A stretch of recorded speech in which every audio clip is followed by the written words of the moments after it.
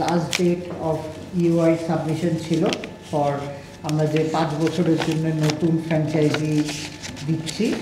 So এখান পর্যন্ত আমাদের 11টা টিম অ্যাকচুয়ালি সাবমিশন করেছে, যেটা আমরা যাচাই বাছাই যে প্রসিডিওরে যাচাই বাছাই করা হবে সেটা করা হবে কালকের থেকে। টিমগুলি প্রেসিডেন্ট সাহেব একটু বলে দেন। আমরা কি পড়বো? হ্যাঁ পড়ে দেন। চশমা না, চশমা লাগবে না। হ্যাঁ এখানে টিমগুলো, টিম মানে কি আমাদের কাছে এসছে কোম্পানিগুলো এসছে চ্যাম্পিয়ন স্পোর্টস লিমিটেড, তারা প্রপোজ টিম চেয়েছে Dhaka capitals. Triangle services limited Chittagong team, SQ sports enterprise limited Chittagong kings, first SS enterprise private limited FSS Comilla ফাইটার্সের জন্য তারা নাম চেয়েছে, টগি স্পোর্টস লিমিটেড তারা আমাদের রংপুর রাইডার্সের জন্য, 6 নম্বরে বাংলা মার্ক লিমিটেড নোয়াখালী টিমের জন্য, Mind Tree limited and Rupashi concrete product limited তারা খুলনা টিমের জন্য, আকাশবাড়ি হলিডেজ অ্যান্ড রিসোর্টস তারা বরিশাল টিমের জন্য, দেশ ট্রাভেলস রাজশাহী টিমের জন্য, Nabil group of industries Rajshahi টিমের জন্য এবং JM sports and enterprise Sylhet টিমের জন্য এই 11টা ইউআই আমরা পেয়েছি। এবং পাওয়ার পরে আমাদের যে ক্রাইটেরিয়াগুলো আছে সেই ক্রাইটেরিয়াগুলো আমরা ফলো করছি এবং আমরা নেক্সট স্টেপ ইজ আমরা কালকে পর্যালোচনা করব তাদের যে ইনস্ট্রুমেন্টগুলো এসছে সেগুলো নিয়ে, এবং ডে আফটার টুমরো 30 তারিখে আমরা তাদেরকে ইন্ডিভিজুয়াল ইন্টারভিউ করার জন্য আমরা ডাকবো। সো এনিথিং ফাইম ভাই, মিঠু ভাই, সাফাত ভাই, পাইলট ওয়ান্টস টু অ্যাড? আমাদের এই আজকে যে ইউআই ডকুমেন্টগুলো না, তার আগে বলে নেই যে এটা আমরা এবারে জানেন যে আমরা 5টা এডিশনের জন্য আমরা রিওয়ার্ড করছি। সো এখানে আপনি যে নামটা বললেন সেটা আসেনি।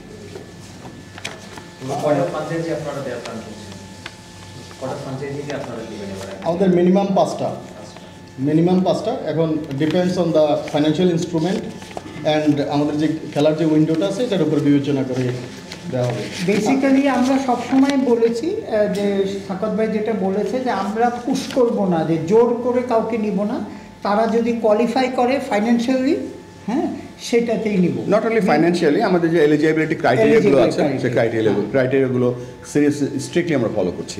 এর জন্য ফিনান্স দেখে, যারা আমাদের ফিনান্স থেকে দেখে যে এত টাকা আছে, আমি তো বলতে হবে না যে আমার কত টাকা আছে, এজেন্সিরা জানা যাবে ওদেরও। জি, আমি একটু আপনাদেরকে বলি, আমাদের কয়েকটা ক্রাইটেরিয়া আছে। একটা ক্রাইটেরিয়া হলো যে 2 কোটি টাকা ইউআই যে পেপারস এসেছে সেখানে জমা দেওয়া।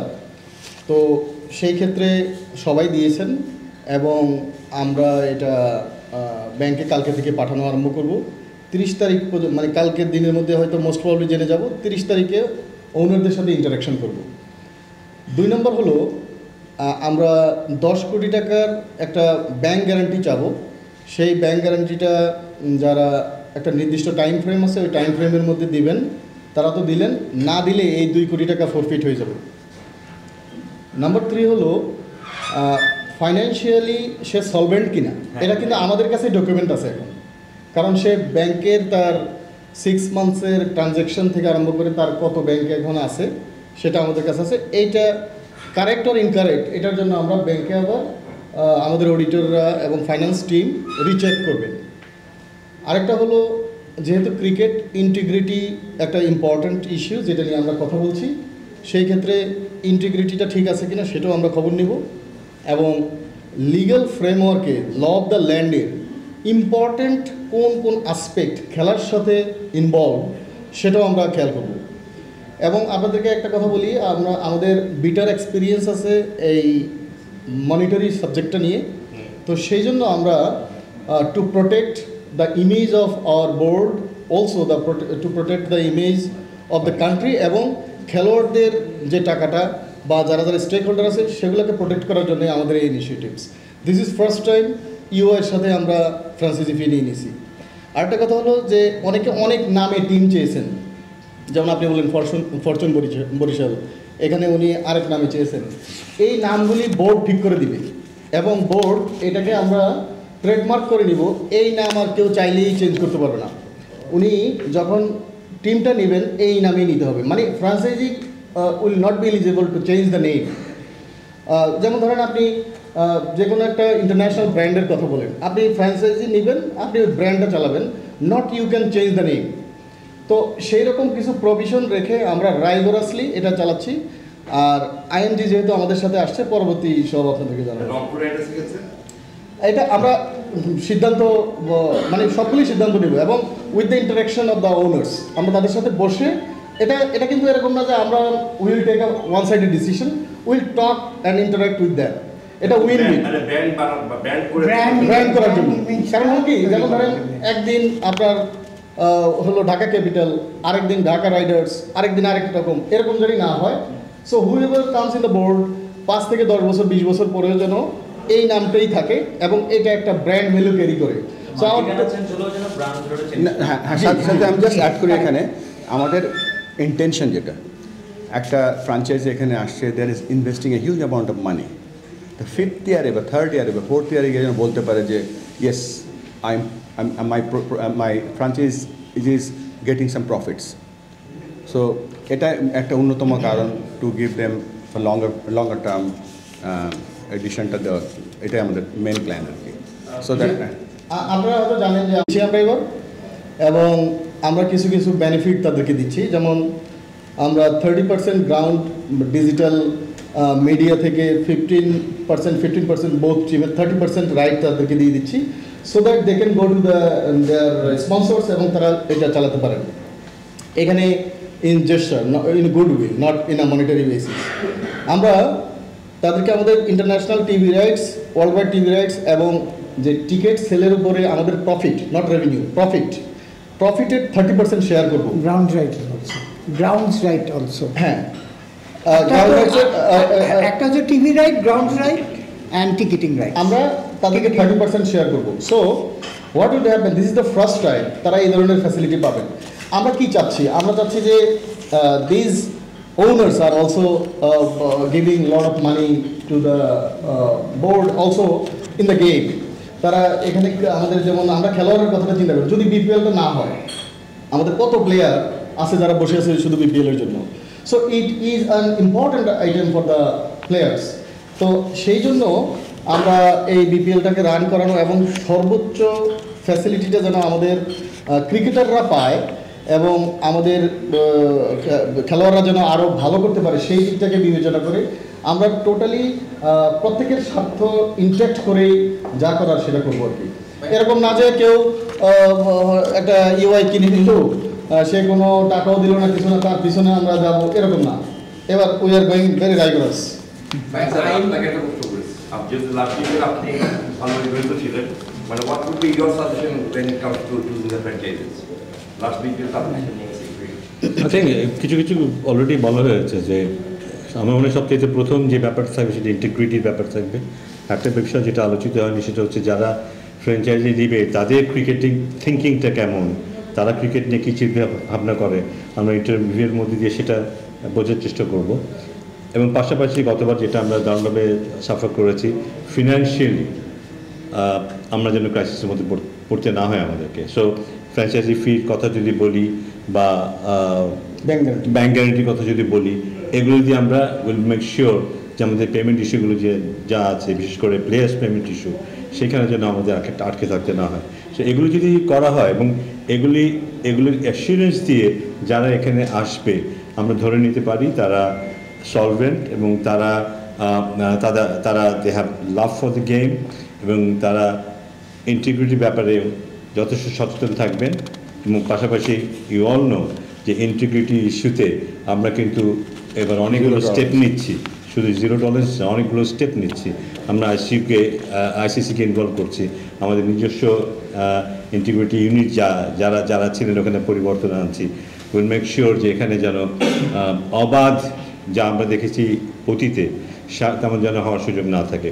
এবং যেহেতু আমরা গত বছরের অভিজ্ঞতা আমাদের আছে, will definitely try to make sure এটা যেন যত কমানো যায়, এটা নিয়ে যেন কেউ আগের মতো এভাবে ভাবতে না পারে যে আমি যা খুশি তাই করতে পারবো, এমন যদি ভাবনার কোনো সুযোগ না থাকে।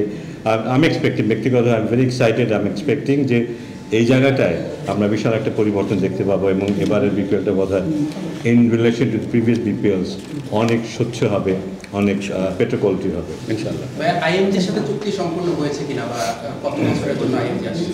এইটার ব্যাপারটা হচ্ছে কি, আপনারা জানেন যে আমরা আইএমজির সাথে আমাদের প্রিভিয়াস বোর্ড মাহবানান সাহেব অনেক দূর এগিয়ে নিয়ে গিয়েছিলেন, কিন্তু এইগুলি এখন যেটা হচ্ছে এটা শর্ট টার্মের জন্য, এটা 3 বছর তো হচ্ছেই, সাথে একটা আমরা এই 2 মাসের জন্য আমরা স্পেশাল আলাদা একটা এগ্রিমেন্ট করছি, যেটা অ্যাকচুয়ালি এই নেক্সট 1 সপ্তাহের মধ্যে আপনারা দেখবেন সই হয়ে গেছে আর দের বি অন। মানে এই বিপিএল থেকে যুক্ত।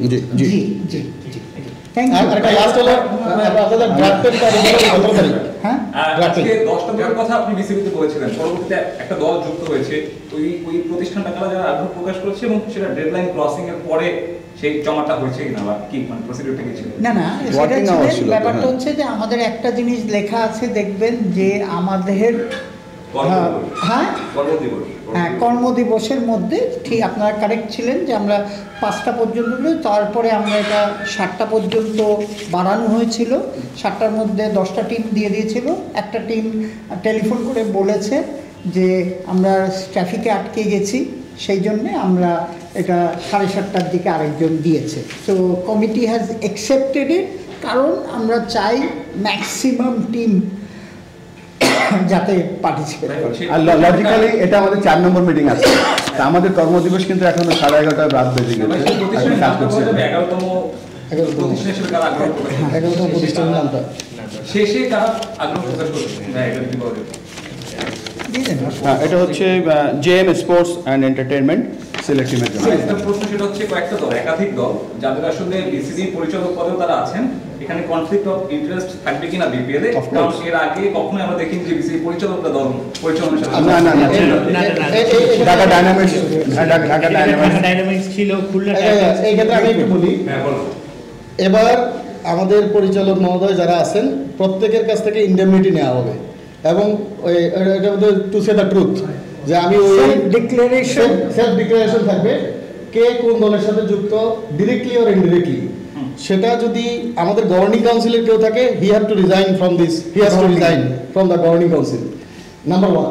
নাম্বার 2 হলো এটা কোনো ধরাবাধা হার্ড অ্যান্ড ফাস্ট রুল নাই যে বিপিএল এ কেউ বোর্ড ডাইরেক্টর হলে চালাতে পারবে না, সে ডিক্লেয়ার করতে হবে এটা। সো এটা হলো আপনাদের কাছে মেসেজ। কনফ্লিক্ট অফ ইন্টারেস্টের জায়গা উইল প্রোটেক্ট দ্যাট। না না, জিনিসটা হচ্ছে আপনি বোঝেন, যেটা আপনি যদি আইপিএলও দেখেন, আপনি জানতেন যে আইপিএল এর একটা টিম ওদের প্রেসিডেন্ট ওন করতো। বেসিক্যালি সেলফ ডিক্লারেশন মানে আমি আপনাদের ডিক্লেয়ার করলাম যে আমি এই টিমের সাথে ইয়েতে, সুতরাং উনি যদি ইনভলভ হয় তাহলে গভর্নিং বডির আমরা কেউ কোনো টিমের সাথে ইনভলভ থাকতে পারবো না। প্লাস তাকে মিটিং এ ইনভাইট করা হবে না। হ্যাঁ, আরেকটা জিনিস খেয়াল করেন, আমাদের বোর্ডে তো 25 জন, তো এখানে কিন্তু সবাই নেই গভর্নিং কাউন্সিল। তা আমাদের মেইন কনসেন্ট্রেশন হলো গভর্নিং কাউন্সিলে, কারণ সব discussion ins and outs governing council জানে, বা আমাদের অ্যাসোসিয়েটেড যে টিমটা আছে, তো এদের কাছ থেকে সবার আগে লিখিত নেওয়া হয়ে গেছে। বাকি বোর্ড মেম্বারদেরকেও আমরা ইন্ডেমনিটি ফর্মে সাইন দিব যে তার ডিরেক্টলি আর ইনডিরেক্টলি কোনো ইনভলভমেন্ট আছে কিনা। থ্যাংক ইউ, কনফ্লিক্ট হবে না। Thank you. রাত হয়ে গেছে আপনাদের বাসা। Thank you. Thank you. একটাই প্রশ্ন আছে আমাকে আজকে সকালে সাব্বির এই তোর ভাই, এর আগে কোচও ছিল, এটা